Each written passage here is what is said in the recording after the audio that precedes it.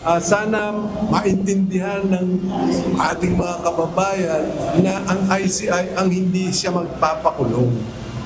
Kasi inaasahan nyo, ICI yung magpapakulong. Kaya namin parati pinapaliwanag yun. Nauunawaan ng Independent Commission for Infrastructure o ICI ang panawagan ng taong bayan na ipakulong na ang mga sangkot sa flood control projects anomaly. Ngunit binigyang linaw ni former Department of Public Works and Highways Secretary at ngayon ICI Commissioner Rogelio Babe Singson na wala ito sa kanilang mandato.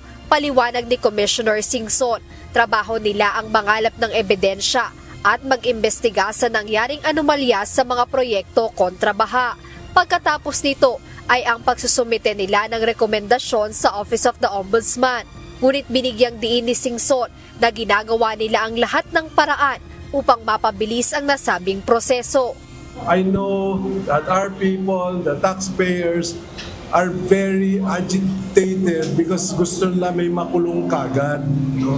Unfortunately, hindi role ng ICI yon. Ours is investigative.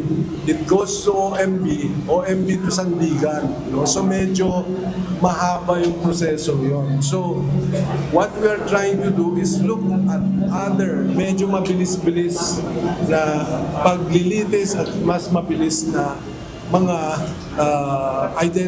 ma-identify kagad kung sino yung dapat managot. Bukod dito, nais din nilang matiyak na ang anumang kanilang isusumite ay maging katanggap-tanggap sa hukuman. As I said, no, hindi amin yun.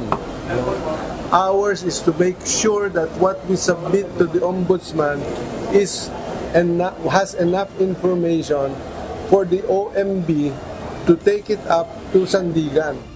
Kaugnay nito, tiniyak din ni ICI Chairperson, Retired Justice Andres Reyes na ang mga ebidensya at testimonyang kanilang natatanggap ay dadaan sa masusing verifikasyon. We will make sure that there is enough for indictment. And we will make sure that our evidence is based on a fair assessment. We will observe due process. And we will prosecute and not persecute. Samantala ngayong araw, personal na nagtungo rito sa Quezon City Jail sa Payatas si ICI Chairperson Justice Reyes at Commissioner Singson upang inspeksyonin ang kulungang inihanda para sa mga maparurusahan dito sa flood control project scandal. Kaugnay nito, ipinaliwanag ni Interior and Local Government Secretary John Vic Remulla na isa sa requirements ng Sandigan Bayan ay malapit sa courthouse ang magiging kulungan ng mga nasabing personalidad.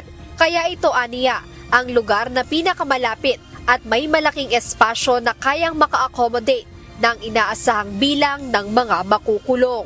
Jen Neresina, UNTV News and Rescue.